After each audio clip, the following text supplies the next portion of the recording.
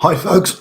You're with Tacitus today at your Pushback channel, and thank you for joining this radio live stream.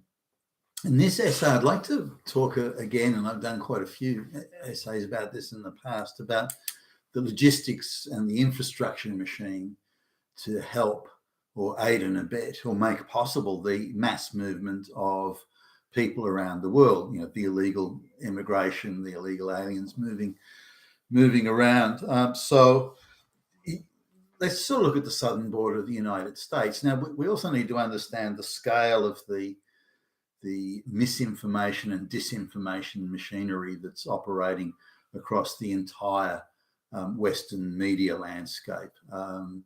We've got the United States government and the entire media establishment denying that there's any illegals crossing the southern United States border. This is in spite of the fact that there's hundreds of thousands crossing the border illegally every month. And they're not only denying it's happening, but denying that there's even a problem at the border. And again, the entire media establishment is on board with this. In the same way, the entire media establishment is simply not talking about the Twitter files, even though some of the revelations here should be international screaming headline news. Not one of the major news outlets is not even mentioning it, not even talking about it, not even a soft reference on page 10 or something. Nothing at all, absolutely nothing. So that's insane, and it goes to show you, illustrate, and nothing can be more stark than this, to illustrate the total control the globalists have of our entire political establishment in the West and the entire media landscape. But just focusing on a few things. I'm always intrigued at just how much money and how much resources are placed at the disposal of moving third world peasants into the first world. Now, it's globalist funded, and it's part of the World Economic Forum program, and you'll own nothing and be happy, all this sort of stuff. So it's that, but the sheer extent of it and the Western government sort of complicity with it all. Now, just look at the illegals crossing the southern United States border. Now, some of these people have come from thousands of miles away. They've, in some cases, crossed anywhere between 21 and 6 countries, so all safe countries, to claim asylum. Now, legally, you're not supposed to claim it. You go to the first safe country, but that's been ignored. So even the very United Nations laws and the United Nations statutes and various positions the United Nations has, their definitions on what is a refugee and so on. All that's being thrown aside in pursuit of the globalist objective here. Any laws, anything at all that is of no use to the globalists is discarded. Whatever they don't have in support of their objectives, they'll invent or pretend exists, even if it doesn't. And again, an incredible ability to have all the Western governments and the media and the NGOs all singing from the same song sheet at the same time. That in itself requires massive coordination. Nonetheless, so I'm looking at the people coming across the United States border now. They've come from a long way, yet they're all seem to be well dressed with what look like new and clean clothes. They've got brand name, joggers. They've got often brand name clothes.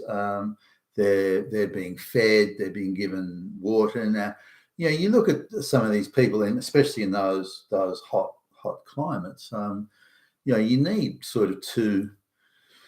Even if you're going to do it tight, and even more if you're moving around, you need at least 2 liters of water a day. Now, water's heavy and has to be moved around. You can't drink some of the water that's in the countries that these people are moving through. You get very ill, you might even die. So they're getting fresh, often refrigerated, bottled water.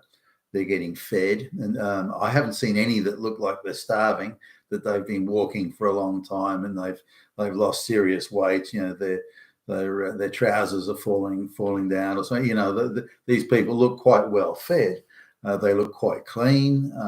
They've showered recently or bathed. They've got clean clothes. I mean, how can you supply all those new clothes. Now they're getting the supply of new clothes is such that they don't even bother washing old clothes. They can simply discard them and put on the new clothes they're provided. So they're getting a brand new change of clothes every few days. They're getting new shoes, socks, the whole thing. They're getting mobile phones, and they're being fed and watered. Now, I've looked at say buying bottled water wholesale, and for the amount of people that are traveling there, and let's say it's 500 people, for example, in a particular caravan, which would be not large in the US southern border scheme of things, or even as they start congregating around the border before crossing, and they're in larger groups.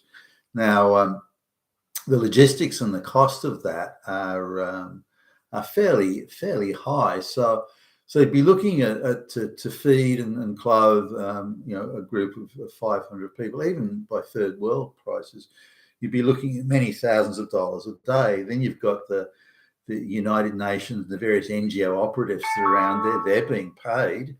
So, you've got that cost, and you've got the cost of the transport, the cost of fuel and all sorts of things there, tents, sleeping bags, all sorts of facilities that are being provided. And this is very expensive. Now, again, where's the money coming from to pay for that? This is a lot of money. Now, if you look at the amount of people that have crossed the border just so far this year in the US, the expense would easily exceed $20 million just to get them, to feed them and clothe them and get them across the border. That doesn't include where they've come from, which would add up to extra millions.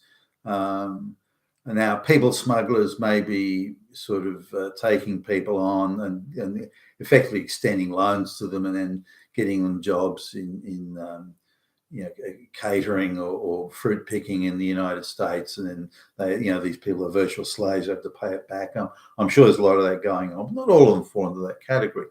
Then you look at, say, somewhere where in El Paso there's thousands of these illegals roaming around, and the government opens up public buildings just to let them stay. I mean, they could easily evict them, but somehow the state government or any local government, no one evicts anybody. They're all de facto welcomed, and they'll just allowed to sleep on the floor of the airport or any public building, or any sheltered area.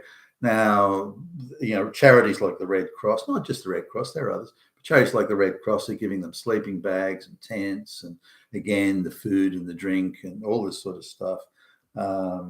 Their portable toilets are supplied. Who's paying for that? Again, this massive infrastructure is provided. Now, if I want to go and donate to a registered charity, and for example, the Red Cross, but again, it could be any charity really. If I donate more than, I'm not sure what the threshold is at the top of my head. Say it's $100, for example. I don't know what it is, but say it's $100. That is tax deductible to me. So I can give $100 to this charity, and then I can deduct that from the income tax that I pay the government. So the government is in effect paying the charity indirectly through allowing me a deduction on my tax. So the charity then collects the $100 from me, but the charity is also tax exempt, so they can make massive profits, but they're not going to pay tax on it. So that tax, those profits can be used to subsidize illegal aliens to move around, contrary to all laws and international law. So international law says that you go to the nearest safe, if you want to claim refugee, you go to the nearest safe country, or to be an asylum seeker, you go to the nearest safe country. You can't travel through multiple safe countries just to cherry pick and go shopping around. That's not provided for in the these United Nations charters and so on. And on top of that, once you enter a country without a passport or without proper documentation, you're entering illegally. So you're breaking international law and local laws. Now somehow these people are able to travel through all different countries without passports. Now that's illegal. So they could be breaking the laws of multiple countries. Now, sure, they're paying bribes to people or doing whatever is required to get through there. And I'm sure a lot of these countries just think, well, shit, as long as you're provided to move on, we kind of don't care. But nonetheless, they're breaking multiple laws coming through. But they can only do that if they're being given food, water, shelter, clothing, shoes, and all the things that are needed. So if someone's moving, across really almost the entirety of South America through Mexico and into to the United States southern border and the distance they're traveling. Some have been traveling for weeks now, and again, they're not looking starved. Far from it. They're looking clean with brand new clothes and the like. Some even have mobile phones. Will say, here's my photograph when I was here and there, and they all, each one seems to be with them looking well fed and well dressed. Now, given they're peasants in their own country where they come from, they wouldn't be that. They couldn't afford brand new clothes like that. So they're even in the transit from their third world shithole, they're living a higher standard of living than they would than if they were living in the peasant village in their country of origin. So they're getting, to them it's an adventure. They're getting transported, paid, clothes they just couldn't afford, in their normal day-to-day lives. They're eating food that they couldn't afford in their day-to-day lives. They're getting fresh bottled water instead of that polluted crap they drink in their own peasant villages. So they're it's all upside for them, no downside at all. No, none whatsoever. These charities, run nearly all by white people, these charities are helping them every step of the way. Now, would they attempt that sort of journey without that sort of help? Of course not. These are simple villagers who can't even conceive of a world outside of their own village. That it may exist, they understand, but where it is, how to get there, and all this, how to navigate, they haven't got the slightest idea. And they're and I remember my own, coming from first world, when I first started traveling on business as a young guy. I just remember how daunting it was to kind of be on your own in a strange place, and I'm traveling legally with passports and all the proper documents and the visas and the suit bags and the shiny black shoes and all the other stuff. So, but it was daunting to me as a doing all the right things. So imagine what it must be like for a third world village peasant. So they're getting it's all upside for them. They're getting massive support, and if you add the costs up of it, so to get that many people through the United States, over 2 million so far this year, from all the different countries they've come from, to feed them and clothe them, and all this, we're talking well in excess of $100 million. Then when they get to the United States, they then are provided with an almost open-ended amount of so-called charitable support. Now, if you look at some of the sleeping bags, like when they do the close-ups, there's the really cheap sleeping bags you can get in, I don't know, Kmart or something. But these are quality products. They're brand name products that someone with a well-paid, steady, full-time job would pay for. But outside of that, someone on an entry-level wage could even dream of affording sleeping bags and tents and those sort of things. So they're living even an expensive lifestyle. Now, if I look at the catering that goes on, just watching one of the videos of some of these illegals in El Paso, in Texas, in the United States, if you look at the food and the water they're being brought, again, you're in this, hot drinks and hot coffee and drinks that they couldn't dream of having in their own country, where they come from. So they're being given really a first world lifestyle here, certainly in terms of food and drink and clothing and so on. And they're allowed to sleep in an air conditioned building, with toilets and running water and all this sort of stuff. Again, something they never had in their own country. So here's the if you add in the cost of all these other facilities, the shelter and all the other bits and pieces, things that you and I as citizens couldn't do. They wouldn't let us do that. The authorities would move us on, but these people are allowed to. So they're given special dispensations. The amount of legal dispensations these people get is just one after the other, after the other, dispensations that we couldn't get. The same as the illegals staying in 4-star hotels with all food and drink and everything paid for in the United Kingdom. The insanity of it. But again, it's a globalist-driven exercise, and this is what the globalists have demanded of the Western pretend governments, puppet governments, and so they're delivering. They're doing what their bosses are telling them to do. But the sheer cost of this.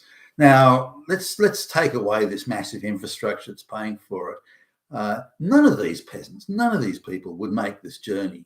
They couldn't afford it. They would be just unable to travel through so many different countries. They're even finding where to go. They die of thirst and starvation before they even got to the other end. Or they'd be in such bad shape they turn back and go back to where they came from. This sort of thing. So only this illegal, and let's highlight it, it's illegal. Only this massive illegal infrastructure makes it possible for these mass people movements. Yet do you see this spoken and talked about anywhere in the media? Do you see any government official in the West getting up and denouncing? Sure, they'll carry on, the people smugglers, they're bad people. Well, yeah, sure. Well, then why aren't you closing it all down if that's the case? You've been with Tacitus today at your Pushback channel, and thank you for listening.